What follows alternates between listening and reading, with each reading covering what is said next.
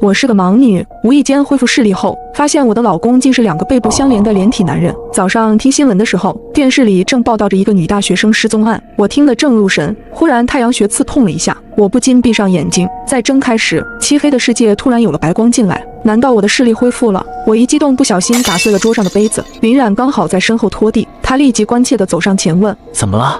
我本想告诉他这个好消息，但在看见他的时候，我不由得僵住了身子，因为我隐约看见林冉的背后贴着一个人。看来我的视力并没有完全恢复，居然还会把一个人看成2个人。林冉问我：是因为怀孕所以感觉不舒服吗？我点头，有可能。想起孩子，我心头变得柔软，走上前想抱抱丈夫，却被他推开。小将，我还要拖地。结婚3年，林冉从来不让我拥抱她。我是一个盲人，但林冉手脚健全，却有着特殊习惯，比如不能拥抱、分房睡觉、爱穿雨衣。睡了1晚上后，我被噼里啪啦的雨声吵醒了。朦胧间，我竟然看见了洁白的床单、米色的柜子，张开食指在眼前晃动，我还是看得清清楚楚。我真的恢复视力了。此时外面传来开门声，我欣喜若狂，想要快点告诉林冉这个好消息。可刚走到门口，我就看见林冉正在拆一个超大的纸箱。林冉背对着我，她穿着宽大的黑色雨衣，头上戴着的硕大的衣帽将整个人笼得严严实实。纸箱被打开，我看见有一个女人躺在里面，那个女人穿着白色的校服，蓝色的帆布鞋，肢体僵直。我一眼看出这是具尸体，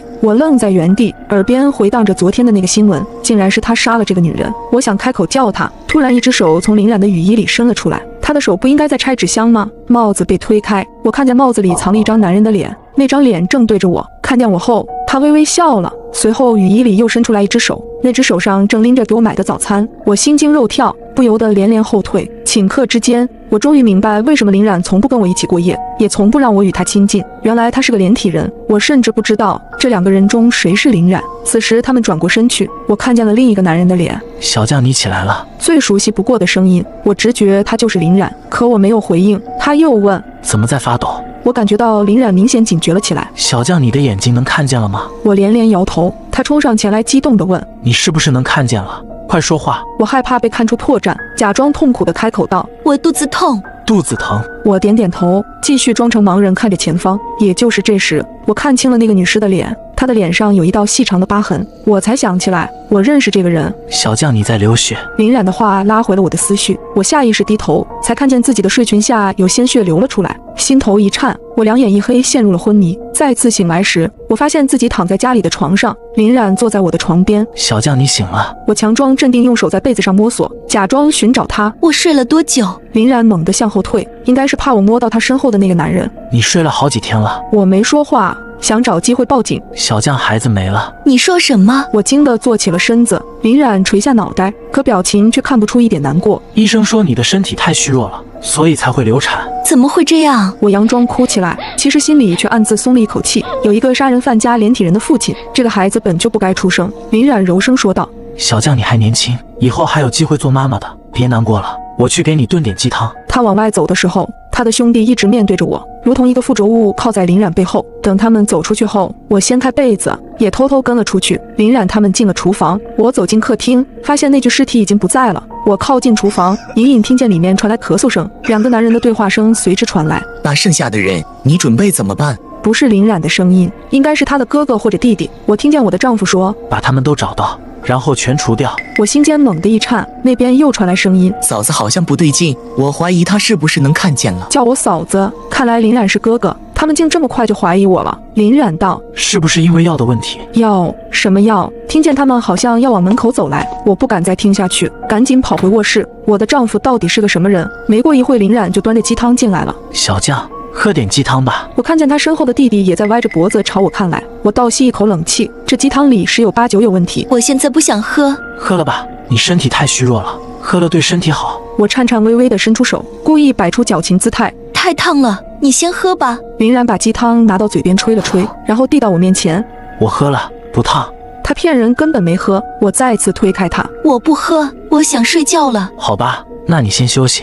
他又咳嗽起来，转过身准备离开时，他身后的弟弟顺带把床头的手机拿走了。这一切我只能仿若未见。等他们走后，我绝望地想着自己的处境。我很想报警。林冉杀的那个女人叫吴佳佳，她她是我这辈子最恨的女人，要不是她，我也不会成一个瞎子。因为争夺考研的名额，她故意害我出了车祸。我失明后退学，她却顺利考上了研。林冉居然杀了她，到底为什么？他们还说要杀了剩下的人，那又是谁？思考这些问题让我头痛欲裂，没一会就昏睡了过去。过了很久，我听见有人凑在我耳边说话。小将，我迷迷糊糊地睁开眼，这么快就天黑了吗？此话一出，我毫无困意，马上就清醒了。这不是暴露我恢复视力了吗？小将你，我在空气里嗅到了一丝危险的意味，立刻解释道：老公，我是迷糊了，差点忘了我是个瞎子。林冉叹息道：小将天还亮着。什么？现在的天是亮着的，你好好告诉我，你之前是不是恢复视力了？我愣住了，我又失明了。我哑着嗓子苦笑，看不见，我一直都看不见。林冉咳嗽2声，要是有什么情况，一定要及时告诉我。我点点头，来喝点鸡汤。有勺子抵在唇边，我不再反抗，张嘴喝了下去。我不知道这鸡汤里是不是有毒，一想到往后还要跟他们2个连体人一起生活，我更是浑身发冷。我祈求林冉，我想跟我的好朋友圆圆一起散散心，可以吗？谢元。听见这名字，林冉好像不是很开心。我点头。我的手机呢？我想给他打个电话。我伸出手在床头假装摸索着，其实我知道手机被他们拿走了。还是我来帮你跟他发消息吧，你现在身体不好。我意识到林冉开始对我有所防备了，只能点头。好的。他揉着我的脑袋，那你休息吧，我帮你约谢元，看看能不能让他来家里陪陪你。听见卧室门的落锁声，我摸索下床，蹑手蹑脚地打开门。我扒在门缝边，听见客厅传来微弱的说话声。他之前肯定是恢复视力了。我听见林冉弟弟的声音传来，他又问：你说嫂子会不会报警？林冉没有说话，良久我才听见我的丈夫开口：不管怎么样，反正他现在又看不见了，只要我们把他看好就行了。我百思不得其解，想不明白自己为什么又会突然失明，也搞不清楚林冉何时对我下的药。我无力地瘫坐在地板上，只求他能说到做到，帮我约谢元上门。第2天，谢元竟然真的来了。你们好好聊天，我先出去买点菜。说完，林冉便出了房门。谢元坐在我的床头，关切地问我：小将，你还好吗？我摸到了好朋友的手，露出了久违的笑意。我凑在谢元面前低声道：圆圆，能不能帮我一个忙？什么？能不能帮我报警？我感觉林冉不对劲，他好像杀人了。谢元收起笑声：他怎么会杀人？你之前来不是总纳闷林冉在家为什么还要穿着超大的雨衣吗？其实是因为他是个连体人。前几天我突然恢复视力，不小心看见的，可现在我又被他下了药，什么也看不见了。我提醒圆圆，当务之急是赶紧报警。谢元却说：我已经报过警了，你放心。你报过警了？是的，我刚刚发短信报警的。我长舒一口气。警察多久才能到？谢元道：应该快了，我去看看。不知不觉间，我又合上了双眼。等我惊醒着睁开眼睛，才感到时间似乎已经过了很久。警察已经来了吗？圆圆，你还在吗？我打开卧室门，竟发现漆黑虚无的世界里有了光。我好像又恢复了视力。浴室里传来水声，我猜想林冉已经被警察带走，是谢元在用卫生间。正想往浴室走去，却觉得脚下好像不对劲。我低下头，映入眼帘的是一片模糊的红，是血。我惊得双腿一软，转过脸去，才发现冰箱前好像有什么东西。又上前几步，我终于绝望地看清，那个是好朋友谢元的尸体。小将。浴室里传来林冉的声音，恐惧如同烟花般在脑海里炸开。我机械地转身回头，隐约间看见浴室门口站着的男人，看样子刚刚是林冉在洗澡。别过来！我心跳如肋骨，害怕他上前来。小将，你又能看见了，是我呀，你别怕。就因为是你我才要害怕，你为什么要杀圆圆？而且你身后还有个……嫂子，你在说我吗？林冉身后的人侧脸朝我看来。我叫林川，你之前就见过了。你既然是这样的，为什么不告诉我？怎么能跟我结婚？我甚至还怀过你的孩子，你们2个是杀人犯。我提醒他们，警察马上就来了，你们一定会受到制裁的。不好意思啊，吓到你了。林冉温柔地说道。小将，警察不会来的。他朝我一步一步走来，我吓得不停后退。你跟谢元讲话时，我就在他身边，是我让他不要报警的。什么？我又惊又怒。你这个疯子，你到底要做什么？可林冉却温柔地说：放心，我绝对不会伤害你，再解决完最后一个就结束了。接着林冉把我抱到了屋里，不多时门铃响了。林冉、林川他们对视了一眼，随后走出了房门。他们又从外面给卧室加了一道锁。我翻下床，准备拉开窗向人求救，无意间瞥见了床头柜隔层里的某个东西。我拿起来在灯光下看了好久，才认出了那是一盒堕胎药。我突然想到，我没保住的那个孩子是林冉给我吃了堕胎药，可他为什么要给我吃堕胎药？正当我疑惑时，我听到客厅里传来了一个男人的惨叫。我不断地敲打着房门。林冉，请你不要再做傻事了。这时林冉开锁打开了房门，我隐约看见客厅里绑着一个熟悉的男人，他是圆圆的男友赵刚。我哭喊着质问林冉：这就是你所说的最后一个吗？你到底在干什么？为什么要毁掉我肚子里的孩子？说着我举起手中的药盒。林冉听完一脸难过，将一把刀抵在了赵刚的脖子上。你老实说，小将怀的孩子是谁的？赵刚颤颤巍巍，是我的，是我的，我承认，求你别杀我。什么？我一脸不解。林然解释道，是赵刚看到我眼睛失明后，便动起了歪心思。他花钱买通了我的好友谢元，趁着林冉不在家，谢元把我灌醉，在我睡得一蹶不振时，又让赵刚偷偷爬上我的床。之后我便有了身孕。谢元还将我的照片分享给了吴佳佳，以此换取重额赏金，甚至他们还疯狂嘲讽我的老公是个连体人。林冉害怕我知道真相后承受不住，所以一直对我隐瞒，而他自己则走上了极端的道路。林冉说完，直接一刀结束了赵刚，并对我说：“小将你放心，明天我就去自首。”此时我的心里五味杂全，流下了眼泪。林冉，对不起。林冉拖着疲倦的身体挤出一个笑容，他咳嗽2声。医生说你的眼睛恢复只是短暂的，还是需要更换眼角膜才能痊愈。走吧，你该休息睡觉了。在林冉的陪伴下度过了最后一个夜晚，可当我再次醒来时，已经过去了3天。我离奇地发现我躺在医院里，而我的眼睛也彻底恢复了视力。我四处寻找手机，想给林冉打电话。此时一名警察来到我面前。你是小将对吧？是的。你的丈夫已经全部交代了自己的罪行，明天将执行死刑，但是他强烈要求在此之前将自己的眼角膜捐献给你，看来手术还是挺成功的。听到这我心头一酸，连忙询问林冉现在在哪？就在中心大街的警察局，你还可以见他最后一面。我立刻翻身下床，朝着警察局跑去。享受69折优惠，我选择深夜去吃海底捞，没想到刚坐下，菜单上缓缓出现几条规则：1. 不要在海底捞店大声喧哗；2. 只能与红马甲服务员说话，不能拒绝他的请求；3. 杯中饮料喝完后，请在30秒内找服务员添加；4. 不能吃辣的顾客面前不能出现辣锅；5. 不要让女厕所的小女孩抓到你；6. 不要伤害店内的宠物狗；7. 找到顾客中隐藏的规则制定者，将获得1次惩戒权利。我环顾四周，发现其他顾客也被这份点菜页面吓到了，表情凝重。几名服务员不知从哪里冒了出来，大家吓得大气不敢出，整个店内充斥着紧张的气氛。忽然一位光头大哥站了起来，他指着服务员骂骂咧咧：“什么破店，好好吃个饭搞这种名堂，别再装神弄鬼了，让你们经理滚出来！”空气像是瞬间被凝固住般，大家的心都提到了嗓子眼。因为游戏规则的第1条就是不许在店内大声喧哗。服务员歪了歪脑袋，脖子处发出咯吱咯吱的响声。光头大哥继续骂道：“就不应该半夜来吃火锅，真晦气！”话音未落，光头大哥像是看到什么恐怖的东西，呆呆地立在原地。他像魔怔了般目视前方，嘴里不住喊着：“不要过来，不要过来啊！”我朝目光的方向看去，明明什么都没有。下一秒，光头哥就被爆头嘎掉了。然而坐在光头大哥对面的女人吓得发出刺耳的尖叫。完了，他也违反了规则。果不其然，几秒后，女人紧跟着爆眼而嘎。我看着眼前的情景，吓得合不拢嘴。这时播报声响起：“尊敬的顾客朋友们，你们好，欢迎来到深夜海底捞游戏。从此刻起，你们将与外界隔绝，只有坚守秘密到最后的一个人，才能活着走出这里。这是一场正义者的审判，请大家争取在凌晨2点之前完成任务。凌晨2点后，店内剩余的人员将强制清除。1号、2号出局，游戏继续。”话音刚落，周围就议论纷纷。然而，刚刚光头男和女人的菜单上出现了一行字：1号在逃杀人犯，曾伤害过1名流浪老人；2号黑心老板娘，售卖劣质眼药水，致使多人失明。紧接着，每个人的头顶上都出现了一串闪着蓝光的小字：心理医生、老师、美容师、宠物博主、网络主播、学生，每个人的身份都完全公开了。我恍然大悟，原来光头男和女人的死法对应着他们做的恶事。只要出局，就可以显示出隐藏在内心深处的秘密。想要赢得游戏，只有一种办法，那就是除掉其他顾客。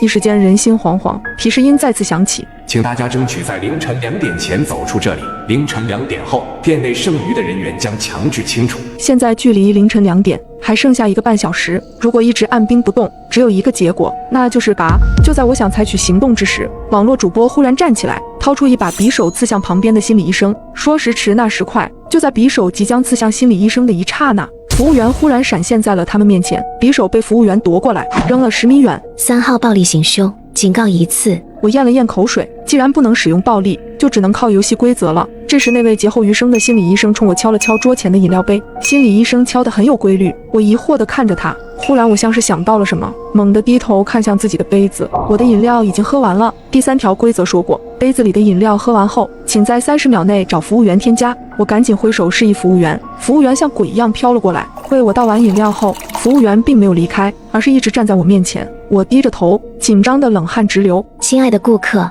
请问你需要肥牛卷吗？这种情况下，谁还能吃得下肥牛卷？我刚想拒绝，猛地想起之前菜单上的规则2，请不要拒绝红马甲服务员的请求。我用余光瞄向服务员穿的马甲，正是红色的。需要。很快，服务员就将一块鲜肉放在了我的盘子里。这不会就是我要的肥牛卷吧？这明明就是刚刚光头男身上的腹肌啊！然而服务员死死地盯着我。亲爱的顾客，请问是你哪里不舒服吗？我努力控制住自己的情绪。我有点肚子疼，想去厕所。服务员瞪大眼睛。亲爱的顾客，卫生间在直走左手边，请您速去速回。来到厕所后，我坐在马桶上喘着粗气。与此同时，手机屏幕亮了起来，凌晨1点的数字映入眼帘。现在距离凌晨2点就只剩下1个小时了，除了我之外，还剩下5个人。我要怎样才能在1个小时内除掉这4个人呢？就在我苦恼之际，旁边的隔间响起了阴森的歌声。好长的一条鱼巷，为什么我走不出去？大雨淋湿了我的头发。歌声断断续续，伴随着呜呜咽咽的哭声。我虎躯一震，猛地想起规则里有一条，不要让女厕所的小女孩抓到你。我停下了提裤子的动作，生怕布料摩擦的声音引来隔壁间的注意。女孩继续唱道：大雨淋湿了我的头发，多亏了他为我撑伞。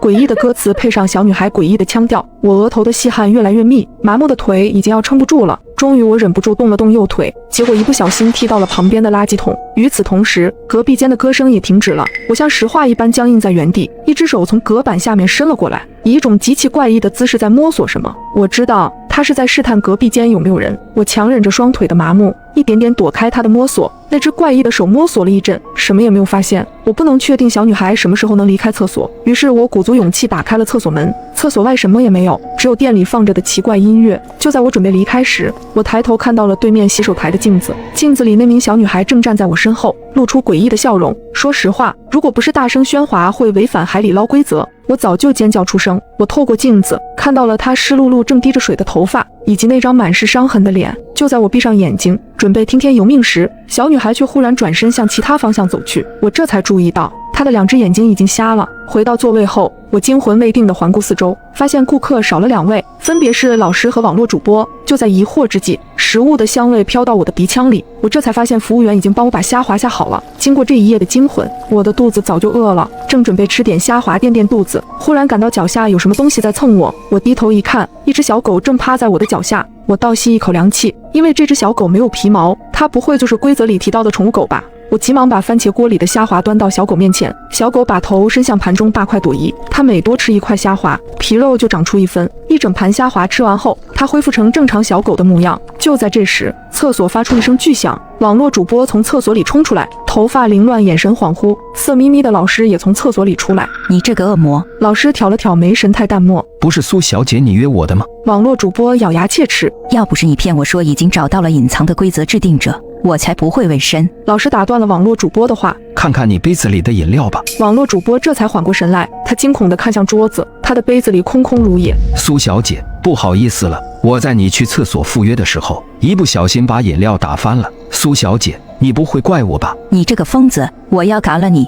网络主播彻底失去理智，他疯了般地扑向那位猥琐的老师。穿着红马甲的服务员又出现了，拦住了网络主播的去路。3号玩家暴力行凶，累计2次。话音刚落，网络主播的面容就开始腐烂，五官逐渐扭曲变形。3号的菜单上出现一行小字：3号。黑心网络主播曾设计杀死了自己的整容医生，所以他的嘎法是五官溃烂。在网络主播彻底咽气后，整个海底捞店陷入了死一般的沉寂。这时，厕所又传来了小女孩的歌声。好长的一条鱼巷，为什么我走不出去？听到小女孩的歌声，老师的脸色微微一变，他好像知道点什么。这时，隔壁桌的美容师忽然招了招手：“我的饮料喝完了，请帮我倒一下。”大家都目不转睛地盯着美容师看，因为朝他走过来的是一位穿着白色马甲的服务员，美容师是一位红绿色盲，他丝毫没有意识到不妥。我不喜欢喝酸梅汤，你给我换成西瓜汁。好的，顾客，请稍等。下一秒，他就把美容师按进了沸腾的锅里，美容师甚至来不及惨叫，他的脸就被烫熟了。菜单上也紧跟着显示出4号的秘密：4号黑心美容师，无证上岗美容店，机械高温事故，致使多人脸部受伤。原来这些奇怪的服务员就是这场事故中的受害者，怪不得一个个都面目全非。我忽然意识到了什么，也许这个店里出现的所有 NPC 都与顾客隐藏的秘密有关。我大胆猜测，宠物狗也许和那个宠物博主有关系，于是我抱起小狗向宠物博主走去。他看到我走来，露出警惕的表情。我用平和的语气说道：我在某音上关注了您的账号，知道您特别喜欢小动物。我把怀中的小狗向宠物博主展示了下，谁知他看到我怀里的小狗后，满脸惊恐。拿走，拿走！宠物博主急忙的挥手，像是看到了什么避之不及的东西。您看这小狗多可爱呀！我抱着小狗，故意往它身上靠。滚开呀！宠物博主一个抬手，手机不小心掉进了锅里，锅底的热汤溅出来，洒在小狗身上。小狗痛苦的嚎叫一声。忽然，宠物博主像是想到了什么，而我却露出得逞的笑容，因为他违反了第6条规则，不要伤害宠物狗。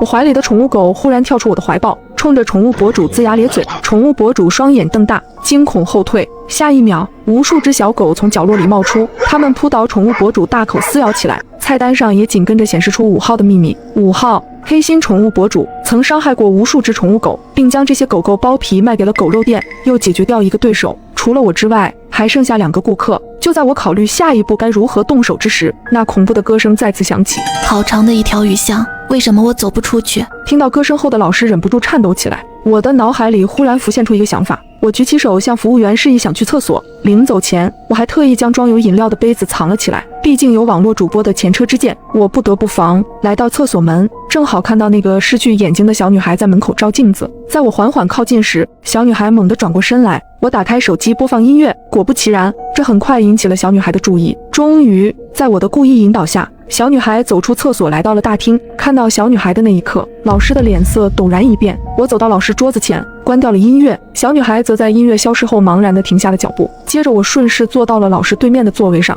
老师恶狠狠地盯着我：你想耍什么花样？我微微一笑，接着又开始播放起音乐。然而再次听到歌声后的小女孩缓缓朝老师走来。老师面目狰狞，可她竟然灵机一动跑到了我的座位上。我关掉音乐，嘴角微微一笑，因为她成功违反了第4条规则，不能吃辣的顾客面前不能出现辣锅。是的，刚才去厕所的时候我就注意到老师面前的锅底是清汤和菌汤的，所以我断定老师不能吃辣，于是我才设计了这个圈套。下一秒，那个小女孩突然变得狂躁起来，猛地扑向了老师。与此同时，老师的秘密也被公布。6号，黑心老师曾经在一个小雨天侵犯了一名女学生，接下来就只剩下最后那名心理医生了。心理医生似乎根本不关心其他人的死活，一直在不停地敲着桌上的杯子，而我却从容地走到了他的身边，然后冲服务员喊道：他是隐藏的规则制定者。听到这句话，心理医生惊呆地看着我：你是怎么知道的？很简单，我从这场游戏一开始就在观察每个人的表情，在场所有人都不敢直面自己恐惧的东西，